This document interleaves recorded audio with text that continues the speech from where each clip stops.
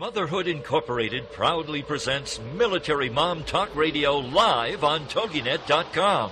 Co-hosted by Robyn Boyd and Sandra Beck, the owner of Motherhood Incorporated. Military Mom Talk Radio is here with a powerful platform for women to discuss their ideas, issues, and concerns with respect to the military lifestyle. Military Mom Talk Radio encourages you to share your experiences of being a military wife and mother. This show is dedicated to educating your family about the many resources that are available in both the public and private sector. And we'll be sharing helpful information from women all over the world.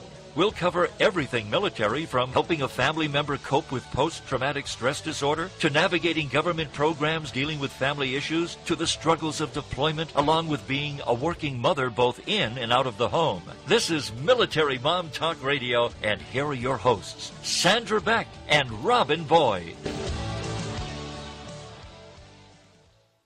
Hi, military moms. This is Sandra Beck, and I'm here with Robyn Boyd. And Robyn, we've got an unexpectedly full show today. Yes, I love things like that. I just love open houses, Just open the door and we have whoever comes. It's great. That's right. Drop right in. Drop right in. Well, we're going to be visiting with our scheduled guest, Sally, who makes the most beautiful quilts. And I know it sounds so funny, like, oh my God, you're going to go do quilting on the radio? Well, I've done belly dancing on the radio, so quilting is going to be a breeze. But, these quilts are really important for our servicemen and women. And, like when I had a premature baby, Rob, the hospital gave me a quilt, for the baby, for Max and for Zach, because they were both preemies, that were made by, some women's quilting guild. And I still have both of them. I've kept both of their little infant baby quilts. They're like the size of a diaper. Yeah. But they're beautiful, and I will take them to my grave. You know what I mean? Yes. And it's like when I look at these quilts of valor and these valor quilts that they make for our servicemen and women, and, we get to give them a hug through fabric. That's pretty cool. It really is. And it's amazing the power of that, that emotion. When somebody holds that, we do similar things our church, for example, with some prayer beads, and it has just transcended into the most amazing gift when we give these quilts to people who have just then been touched by someone's generosity, but someone's love. And there's nothing more beautiful than something that was handmade and a gift from the heart like that. So I'm so excited to talk to Sally in just a bit about all of the work that she's done. It is. It's really valuable, for two reasons. One, I think it's valuable for the service member, but it's also valuable for the caregiver. One of the things that I felt, and we're going to talk to Linda Kreter, a veterans caregiver, later on in the show, about what caregivers need. And one of the things that happened to me, and I'm going to tie quilts with caregiving together, is when I used to wrap up my kids, they're preemies, so they kind of look like Costco chickens. And, I need to wrap them up to keep them warm, even though it's warm here in Southern California. They had no body fat. But when I would wrap this little baby quilt around them, I thought about the women putting this together, or maybe a man, I don't know. But I thought about the time it took, and here they thought about this person that they'll never meet. They'll wrap up a baby and take care of it. And it helped me not feel so alone. And I know in trying caregiving situations, you cared for your mom, I cared for my mom and my dad. And, there's times when you feel exhausted. And, to have this little quilt made by somebody, I always would imagine I always imagine this little old lady, sitting there making this little quilt, and who knows, it could have been a 20-year-old, but it gave me comfort. It gave me peace. It's such a beautiful art, and I have been involved with textiles for a long time, but I've never had a good hand at quilting, and I so admire them. We last summer went to a beautiful exhibit up at the Shelburne Museum up in Vermont, near Burlington, and the quilt art there was just exquisite. And I'm totally blown away at the craft and this beautiful art of quilting. And I would like to pursue it more because I do not have a good hand at it right now. But that's not to say that someday I could. But it's such a beautiful art. Well, and it's something that, is it's really like made from the heart. It's really Yeah. something that's of value far beyond just the fabric stuck together. Yeah, definitely. Definitely. Well, we are going to meet Sally Johnson in just a few minutes. And then tell us about who we've got later on in the show, Sandra. We have later on in the show, we're going to visit with veteran caregiver of Wise Health, Linda Kreter. And she is very well known in the military communities.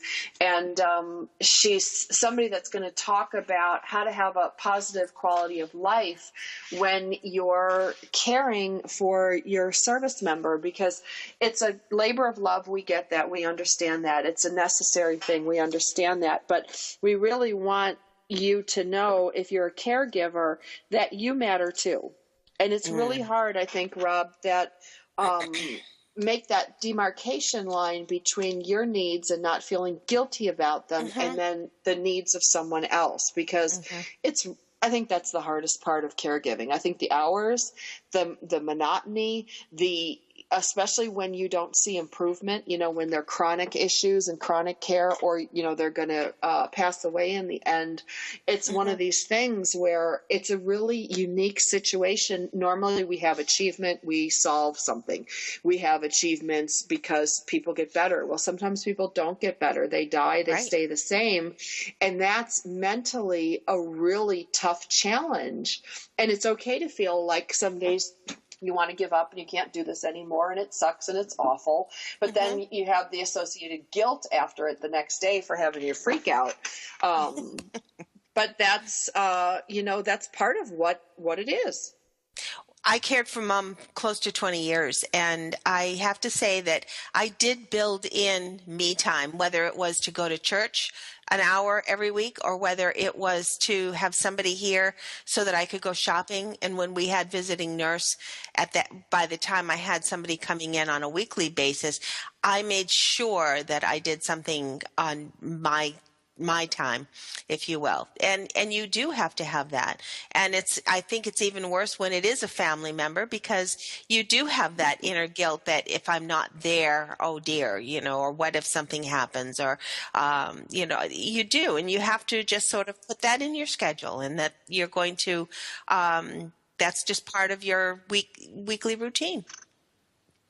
Yeah, but I think somebody's got to give you permission to do that, especially if you're like me. You have given me lots of permission over the year, permission to take a break, permission not to be so hard on yourself. But there's certain members of our community that find it really hard to take something away from the person they're caregiving for because they need it, because we have so much, and then you feel guilty, and you get yourself all tied up in knots. And so I guess what Rob and I are trying to say today, that if you are a caregiver, that it's okay to take a break, and it's okay to ask for help. And it feels really weird and creepy when you first do that, but you need to.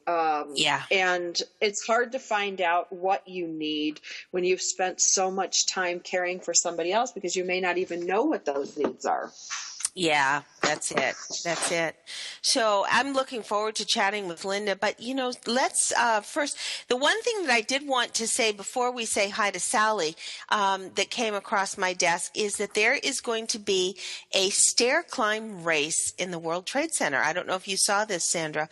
No. There is going to be the first annual stair climb race at One World Trade Center. It's going to be in May 17th. And the first 1,000 people who register by May 10th, they're going to wear a computerized chip, and whoever has the fastest time will be the winner. There is a $100 entry fee, and there's also a $250 minimum fundraising requirement along with it. And the proceeds for this will support service members who've been catastrophically injured in war, and will help educate children who have lost a parent. Now, I read this on Military Times, So I would suggest either going to militarytimes.com for more information, or there is a website. This sounds just so fascinating. I think I love things that are kind of innovative, and there is. Well, do they race up and down? Like, do you race up the stairs? Because like coming down, I could just fall down the stairs in like 2 minutes flat. Apparently, it's the time up, and it's the letter T, number 2, T, towerclimb.nyc. But as I say, go to militarytimes.com and you'll find more information.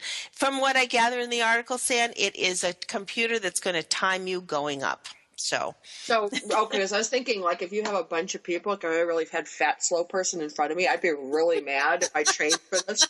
So they probably start you at the bottom and then, you know, kind of give you space in between, because you think of stairwells, you know, they're not too wide. I know. So this is going to be interesting to follow along and get the lowdown on how this all orchestrates. But I thought it was fascinating. So anybody who's really interested and is in that New York area, planning on being there or intending to go because of this, look up militarytimes.com for more information. I thought it sounded just cool. Be thankful when you take your laundry upstairs that you don't have to go up like 95 flights. Absolutely. Well, on the other side of the break, we're going to meet Sally Johnson, and she is a quilter. We met her quite a few years ago, San. Remember, she'd be in our chat area because she was always listening to the show that precedes our show, American Patchwork and Quilting, with Pat Sloan. And we became very friendly with her when we realized that she does the most beautiful quilts and has done quite a few of them for soldiers in the VA center in her area down in West Yarmouth, Massachusetts. So we're going to meet Sally, and I think we're just about ready to go to break. But we can say a real quick hi to Sally before we go. Hi, Sally. Welcome. Hi. How are you? Good. Is it snowing on the Cape? No, we actually can see the grass for once, which is amazing after all these months. We have snow today. Honest to God, we have snow today, and there's snow on my porch right now. I think this winter snow. It's just not a lot of it now. Thankfully it's starting to melt away, which is amazing because we've had snow piles that are easily 8 feet high. Yes, yeah. The cities were terrible, and I'm sure down in the Cape you certainly had your challenge with it. West Yarmouth, Massachusetts is probably still going to have snow in June, I think. Oh, don't say that. I know. We've got lots more to chat with Sally Ann Johnson from West Yarmouth, Massachusetts, after the break here on Military Mom Talk Radio. Sally, we're delighted to have you. Thank you. Are you a military mom looking for help in dealing with the system? Keeping the home fires burning? Well, that's what we're here for. It's Military Mom Talk Radio with Sandra Beck and Robyn Boyd. And we'll be right back after these.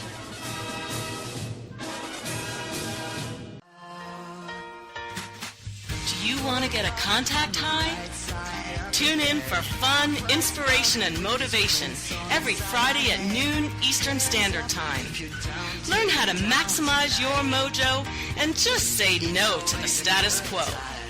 Get inspired and motivated by a fun-loving coach who knows what it's like to get through this thing called life. With your High on Life coach, Audra Irwin, each Friday at 11 a.m. Central Standard Time and 12 noon Eastern.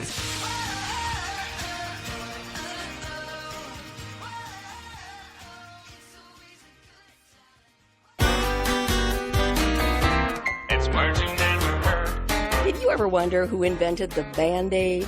In 1921, a man by the name of Earl Dixon was working as a cotton buyer for the Johnson & Johnson Company. Earl's wife, Josephine, was always cutting her fingers while cooking in the kitchen. So one day, he took a piece of gauze and attached it to the center of a piece of tape, covered it in crinoline to keep it sterile, and placed it over her wound. His boss, James Johnson, heard about Earl's little invention and decided to start mass-producing these Band-Aids to sell to the public.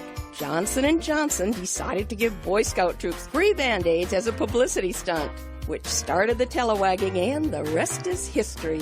What do the British, Irish, Aussies, New Zealanders, and South Africans call Band-Aids? Plasters. It's words you never heard. I'm Carolyn Davidson, and Words You Never Heard has been brought to you by the Bariatric Surgery Center of Dallas. We'll put a boot in your ass. It's the American way. Hey, Uncle Sam, put your name at the top of his list, and a statue of liberty started shaking. Welcome back to Military Mom Talk Radio on Toginet.com. Covering topics to help on the home front with help from those who know how the system works and how to work the system. It's more fun than a sale at the BX. Now let's get back to it. It's Military Mom Talk Radio. Here again are your hosts, Sandra Beck and Robyn Boyd. Hey, military moms, this is Sandra Beck, and I'm here with Robyn Boyd, and we are visiting with Sally Johnson today. And she does the most beautiful quilts, and quilts are such a big part of I think, the military recovery process after injury, because all you have to do is type in military quilts. You can go to Google, you can go to Pinterest. I'm in Pinterest right now because these quilts are just amazing. I want my own quilt of valor, even though I haven't done anything but sit and talk on the air. Just have a big microphone in the middle. But they're gorgeous. They're gorgeous. Sally, I'm so glad that you're here today to talk to us about this. I am so thrilled. I have been doing tons and tons of work with a huge project, over a year of research on it, and it's just getting more and more exciting every time I get more into it. Well, so now, tell us. Go ahead. Yeah. Oh, go ahead, Rob. No, I was going to say, how many quilts have you made specifically for your veterans in that area, or have your quilts gone beyond, or are you? Yes, they have been. Actually, I'm part of a guild that does quilts for the Veterans Hospital up in West Roxbury and Brockton, Massachusetts, and I have, contributed to that. And then I started last year a block drive type of project with a book that I'm planning on writing and getting research for that called Quilts Heal Too, for veterans that suffer from PTSD, and quilts that for families that have had a loved one that suffer from PTSD or have lost a loved one that suffered from that disorder. And it has just blossomed and blossomed. And when I went to Houston last year for Quilt Market, I met Northcott Fabrics and Jennifer Brennan, who is a marketing director, and Brian O'Rourke, who is the president of the company.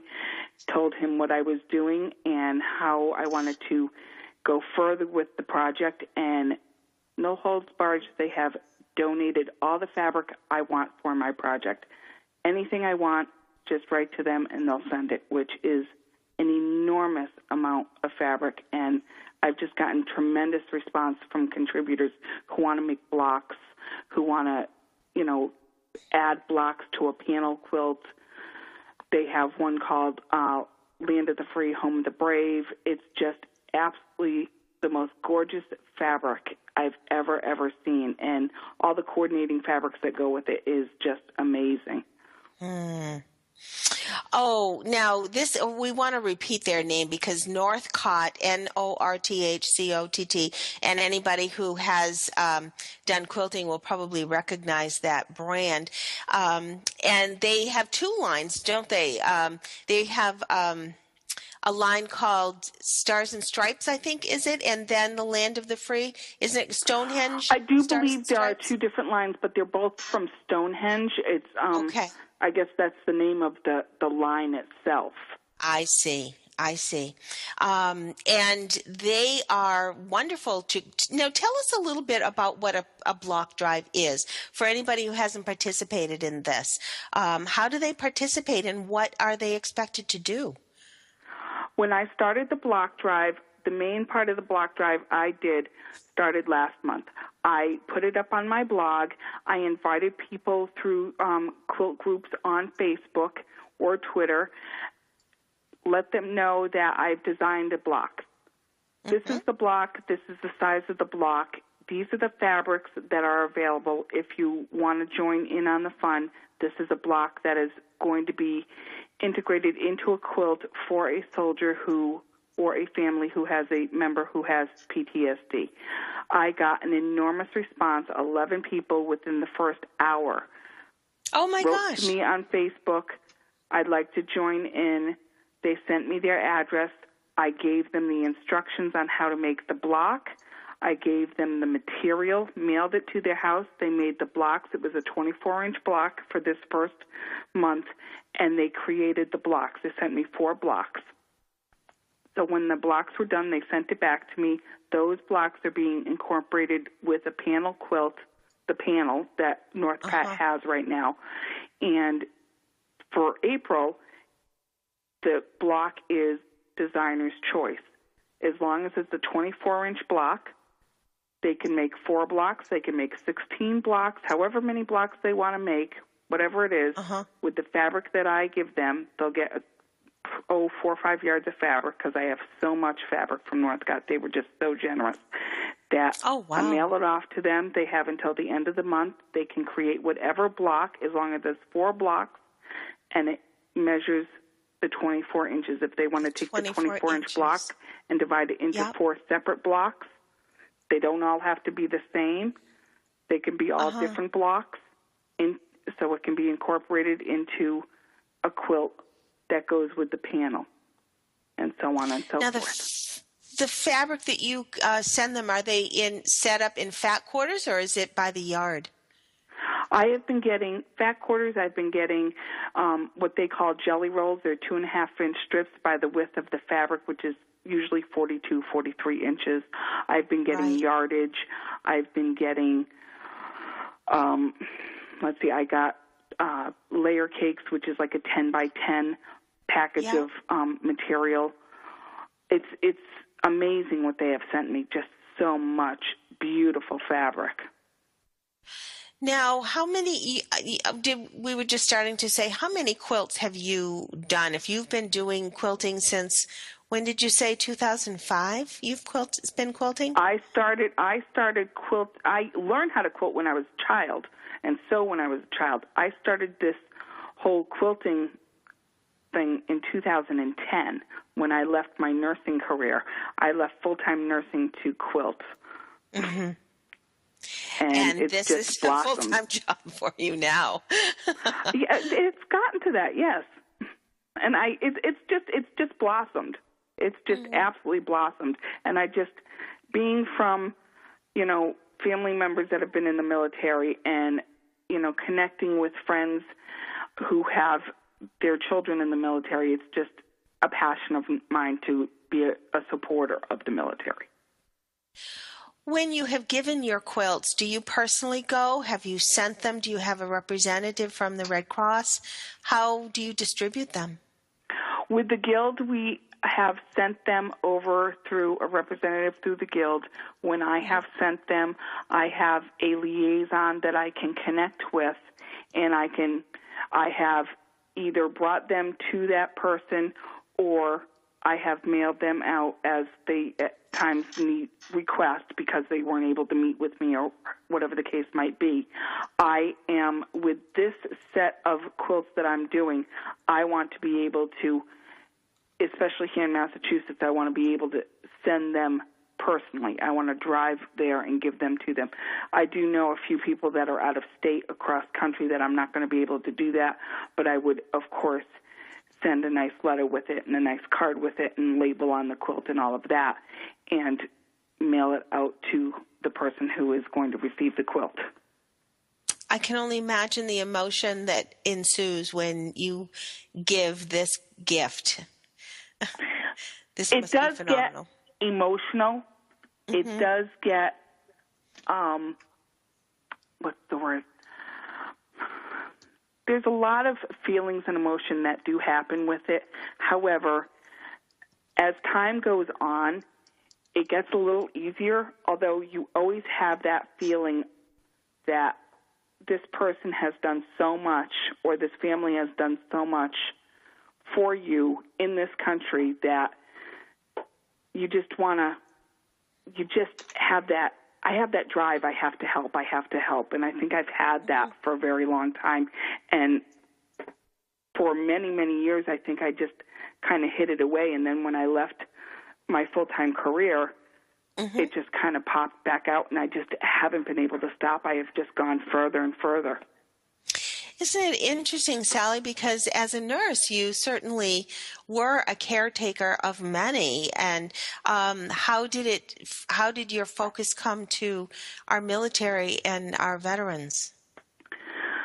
Most of the focus, I think, and I think the drive for being so intense came to me when a friend of mine who I've known pretty much my whole life, I met him when I was 9, when his son was in the Marines and he had passed due to injuries that were caused overseas in Afghanistan.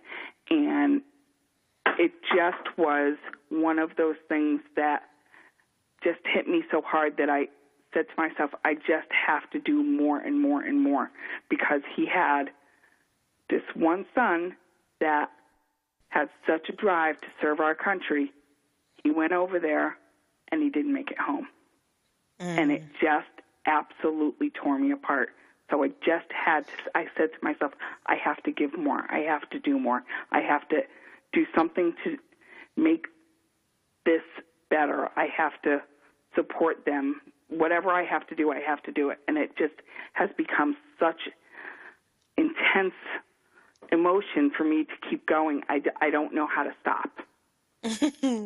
Well, we hope that you don't, because all that you are doing is just an inspiration for so many more to join you in doing this. Your Quilts Heal Too project is phenomenal. And again, we want to mention a great big thanks to Northcott Textiles for their support of this project. Northcott, NORTHCOTT.net is where you'll find them.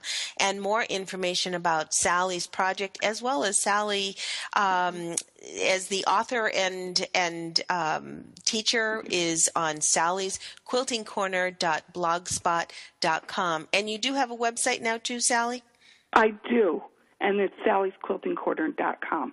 That's easy to remember. That's sallysquiltingcorner.com. We're going to talk a little bit more on the other side of the break, Sally, about you as an author. You've written lots of blogs, but you also have a book on the way. So we definitely want to talk to you about that right here on Military Mom Talk Radio. If you've missed any of this show, you can always check us out at militarymomtalkradio.com, and we'll have more with Sally on the other side of the break.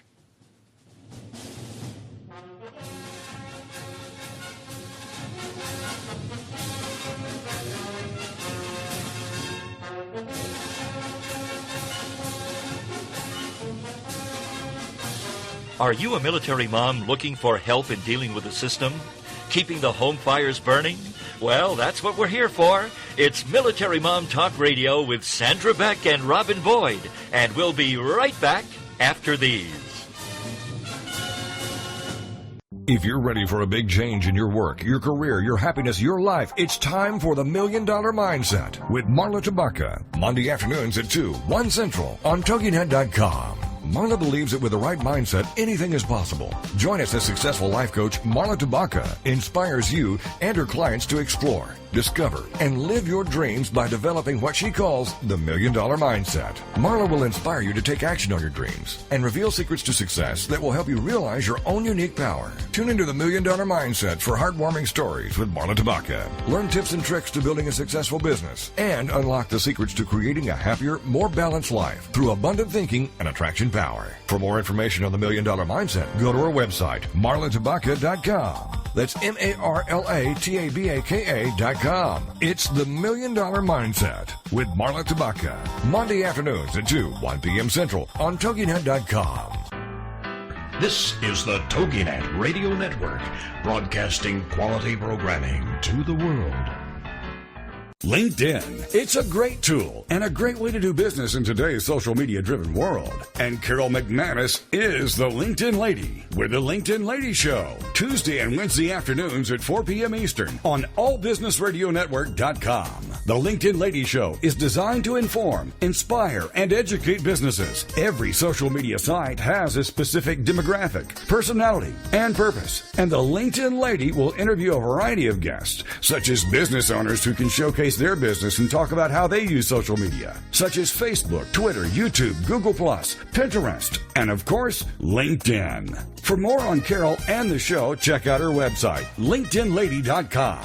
As trends change and new applications become available, the LinkedIn Lady Show will bring that information to you in an easy-to-use, fun, and engaging way. Every Tuesday and Wednesday afternoons at 4 p.m. Eastern, it's the LinkedIn Lady Show with Carol McManus on allbusinessradionetwork.com. 'Cause there ain't no doubt I love this land.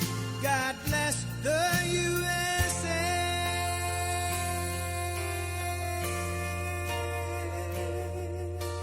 Welcome back to Military Mom Talk Radio on Toginet.com. Covering topics to help on the home front with help from those who know how the system works and how to work the system.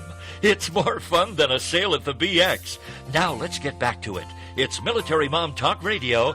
Here again are your hosts, Sandra Beck and Robyn Boyd. Hey, military moms, this is Sandra Beck, and I'm here with Robyn Boyd, and we are visiting with Sally Johnson, and she's talking about the quilts that she's making, and we want to inspire anybody listening today who has a desire to quilt or to sew or to be part of this.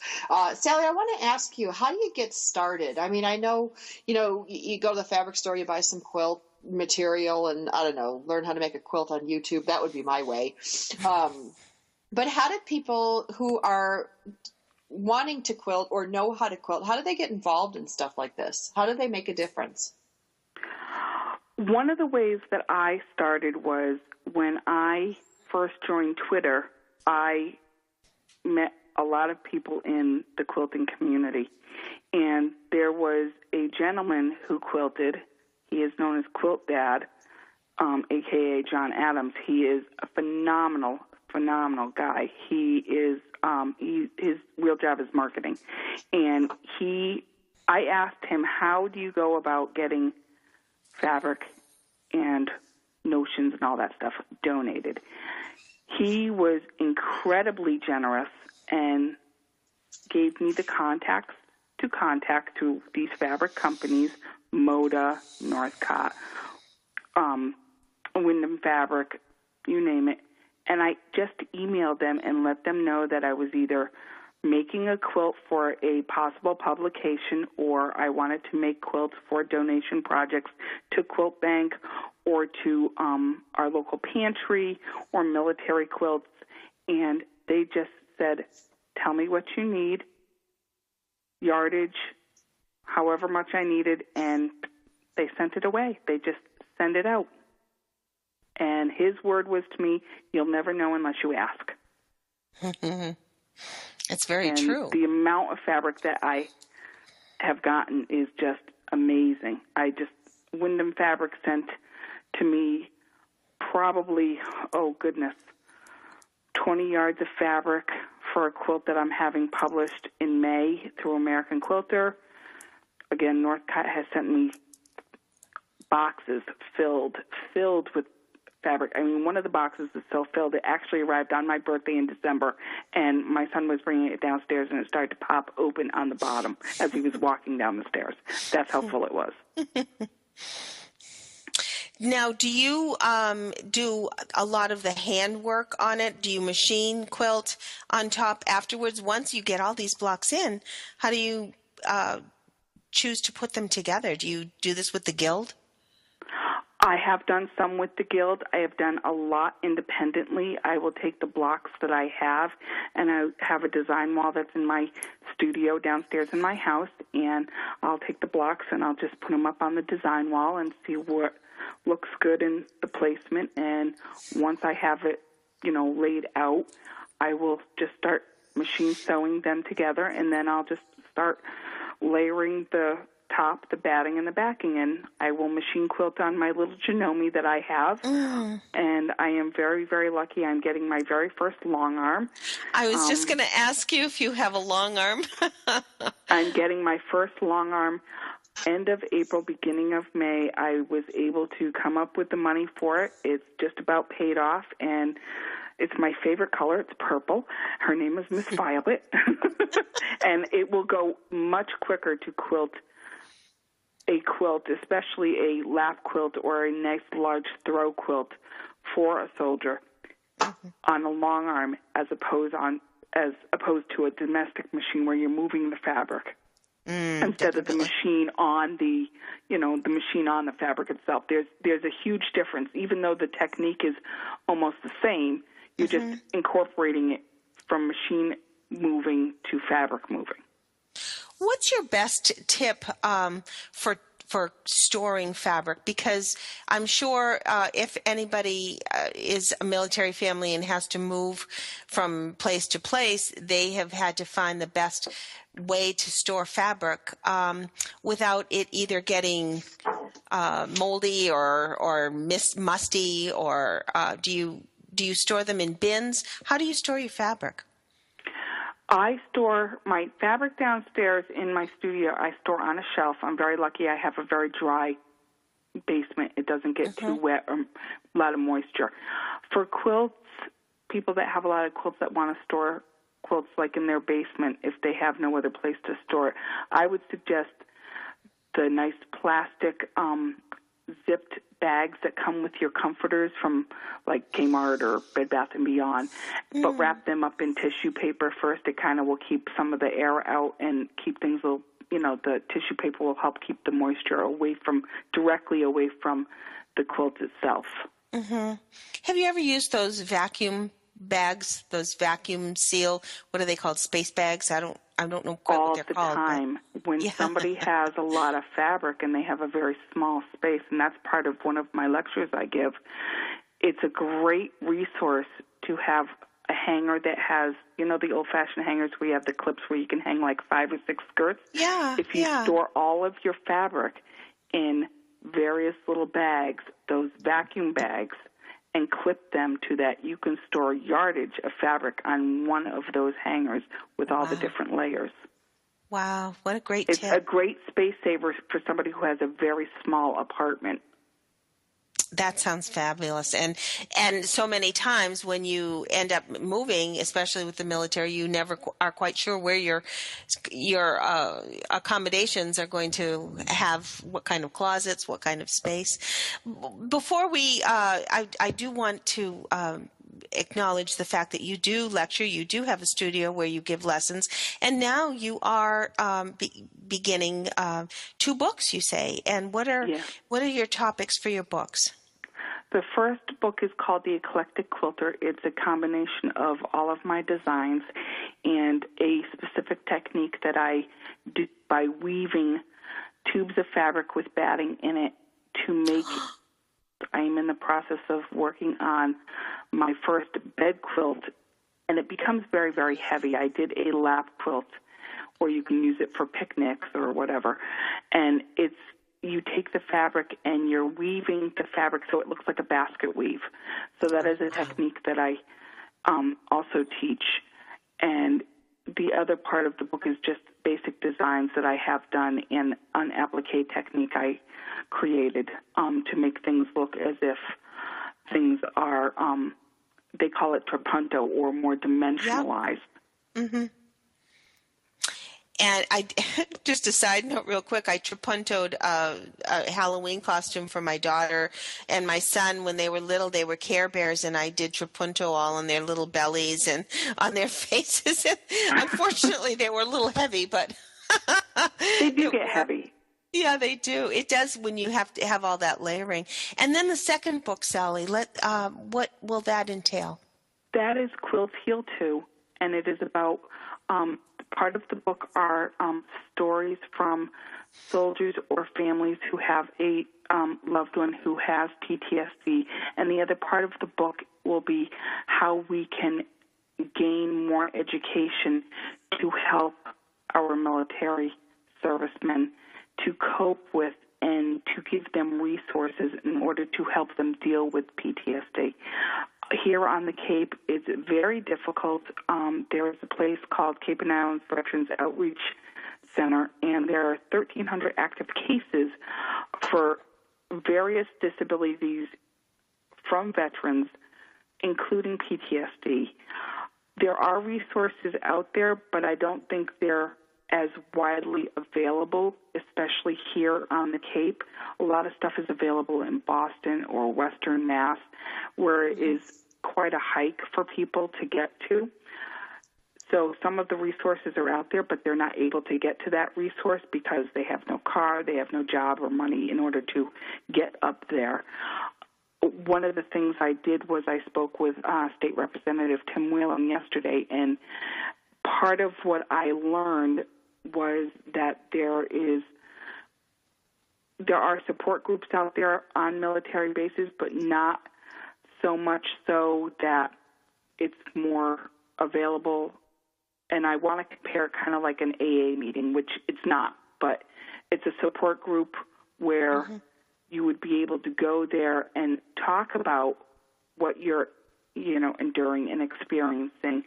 And I think it needs to be more available in the area, especially on the Cape, because we are so far away from Boston. We're over an hour. It's 100 miles. It should be offered more often, not just once a month or every 2 months or whatever. There should be something where maybe we can have something at a Salvation Army or a Veterans Center where we can do something weekly, or at a hospital that we can do on every other week basis, so that people can come and maybe people can donate their time in order to, run a group, say, this is a support group, we're here to help you, we're here to give you the resources for whether it be food, clothing, housing. If they don't feel like they can go to these other places or they can't get to them. Sally, this is really an inspiration, and it's amazing what a little effort, how far that can go. We want to acknowledge that you had earned the Bronze Presidential Service Award for your service during Katrina. You've been involved with Wounded Warrior Project for fallen soldiers and Christmas cards for the troops, on top of all of the beautiful quilts, over 100 quilts you have made for charity to date, and it is counting. So, Sally, we are so appreciative of your time. I want to once again give your website, sallysquiltingcorner.com. You'll want to visit her blog on Blogspot, the same sallysquiltingcorner.blogspot.com. And, Sally, continued success. This is phenomenal. And I'm sure in both of those locations we'll find your books as soon as they are published. Is that correct? Absolutely. Thank you so very much. We're looking forward to it. It was my pleasure. Thank you so much. And we appreciate all you're doing for our military families. On the other side of the break, we're going to meet Linda Kreter right here on Military Mom Talk Radio.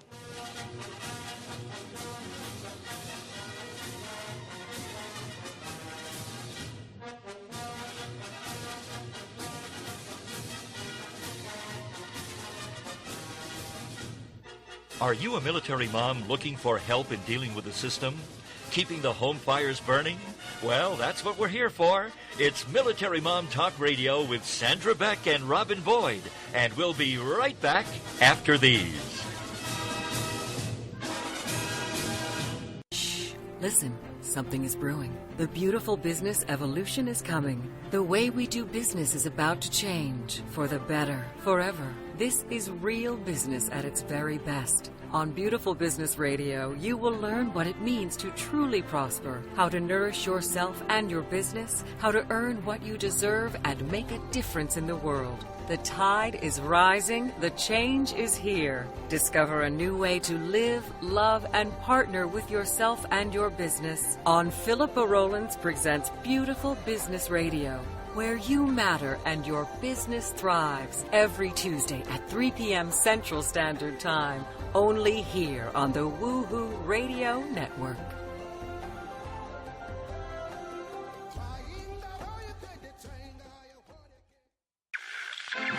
Reach Reaching out from the heartland of the United States with quality programming, this is Toginet Radio. Have you heard? The pages of American Patchwork and Quilting magazine come to life on our new weekly online radio show, American Patchwork and Quilting. Join Pat Sloan, our blogging and quilt designer host, as she talks about the latest trends, ideas, and inspirations. Her guests include quilt pattern designers, authors, quilt shop owners, and our editors, all quilters, just like you. Call in with your questions. Get quilting tips from industry experts. Learn about free patterns. Hear behind-the-scenes stories from our magazines, American Patchwork and Quilting, Quilt Sampler, and Quilts and More. Get the scoop on free stuff and find out more about the best independent quilt shops in North America. To listen to a live show, tune in Monday at 4 p.m. Eastern. Just log on to allpeoplequilt.com/radio.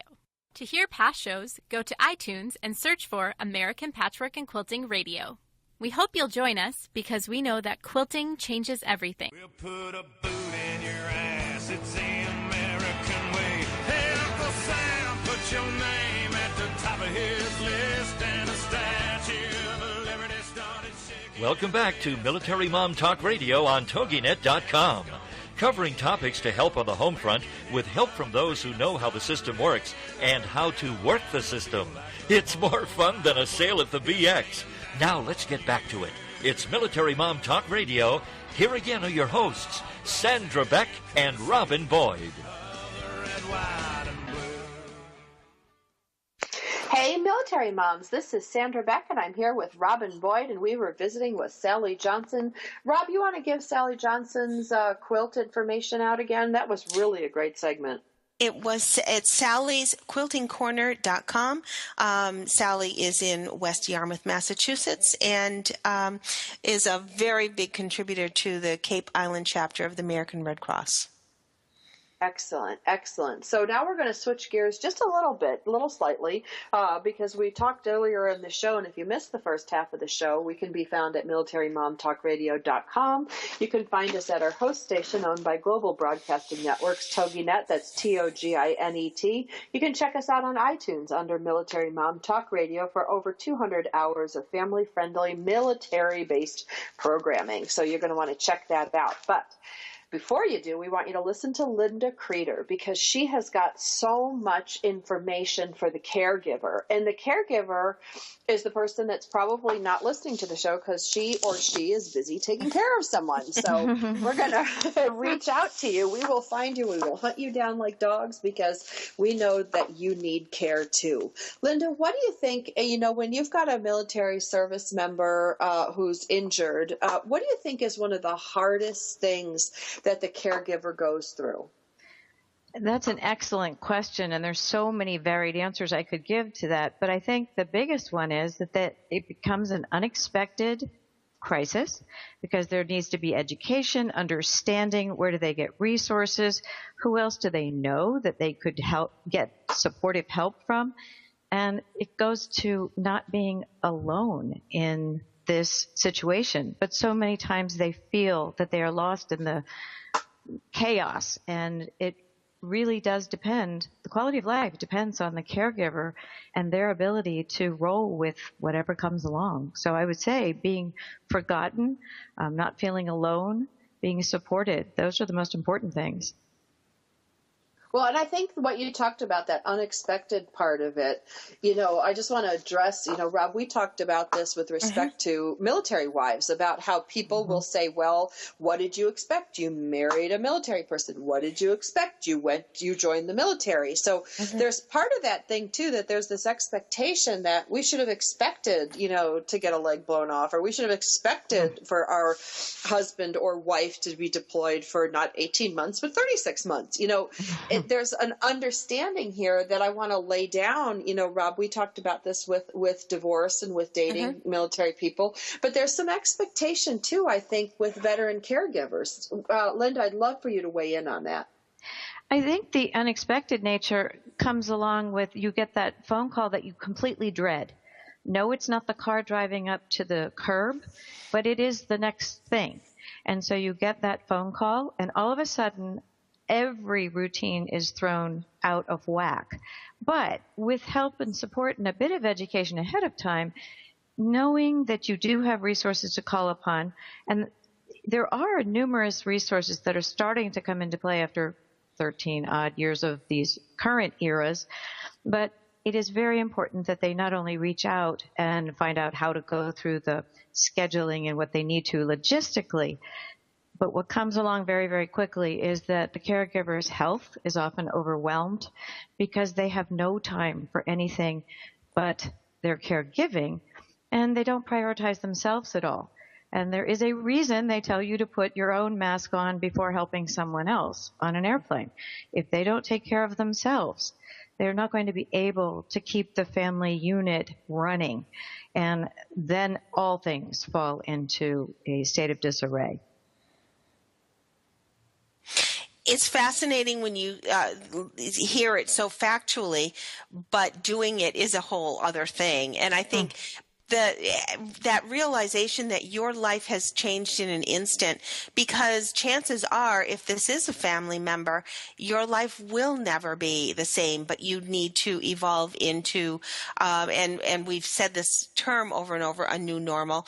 But that is intrinsically what has to happen, is that you now are going to start all over again. Your relationship is going to be different if it's a spouse.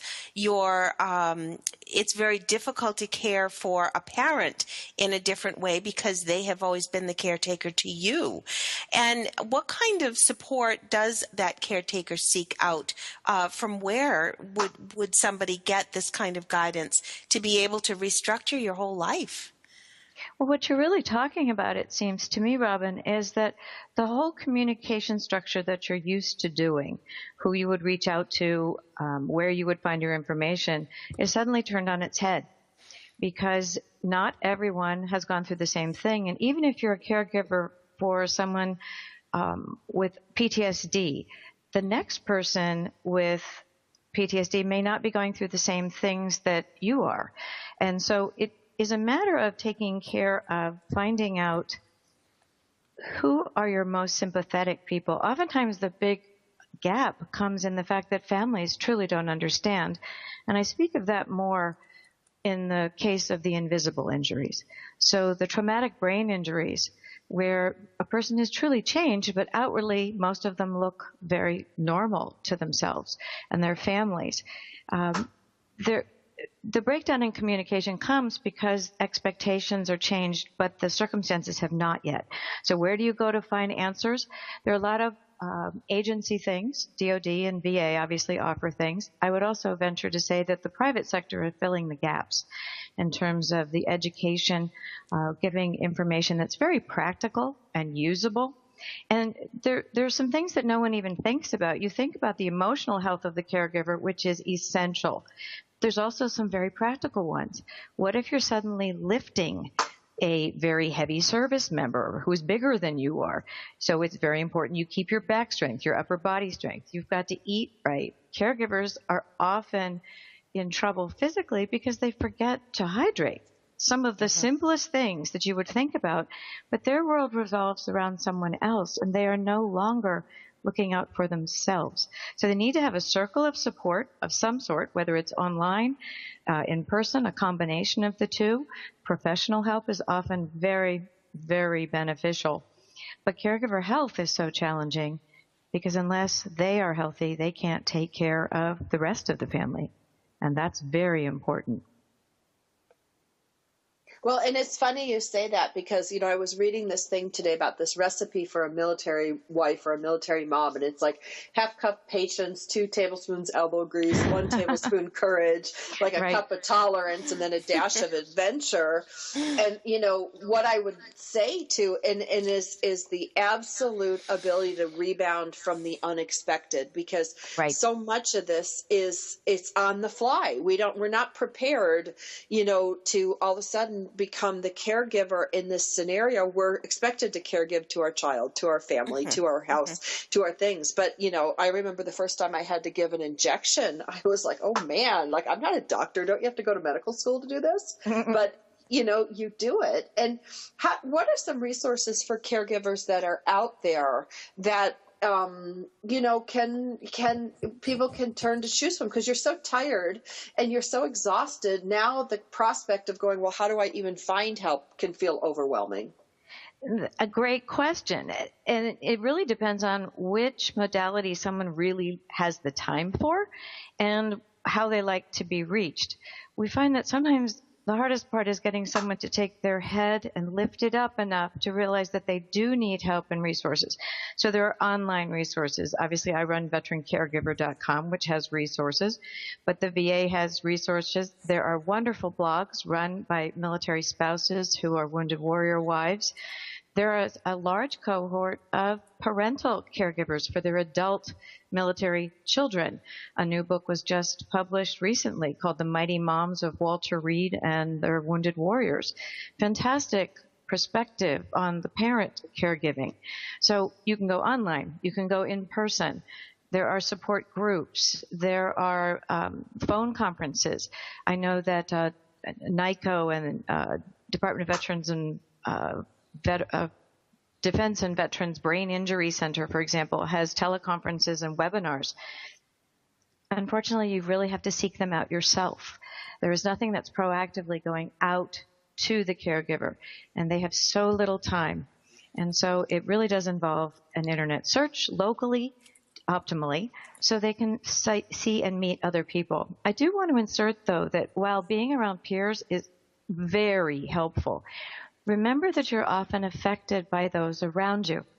And so if you are surrounding yourself with those who are in the same phase that you are, which is overwhelmed or tired, exhausted, I should say, needing respite, etc., you need to find a variety of people in different phases of the caregiving journey so that some people are up, some people are down, and you have a lot of variation in order to keep up that positive mental outlook, because that's the most difficult part. If you can view things through a brighter lens, I'm not talking Pollyanna here, but I am saying take a look at this as post-traumatic growth, if you will, and try and surround yourself with people who can offer you sustenance, and then you help others that are earlier in the journey.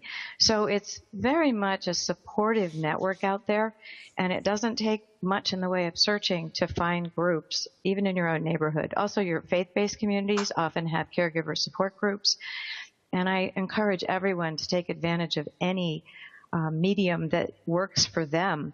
And you will find that there are more and more groups that are offering things that are available 24/7 online, because the caregiver's schedule is so erratic and that was one of that's one of the things that helped me. So although I wasn't a veteran, I was caring for my mom, I would be at 2:00 in the morning because I had been up with her. So Linda Kreter, thank you so very much. And I do want to suggest everybody visit veterancaregiver.com for lots of information and resources and to be able to connect with Linda. Thanks for taking the time to be with us. We sure do appreciate it. It was my pleasure. Thank you for having me.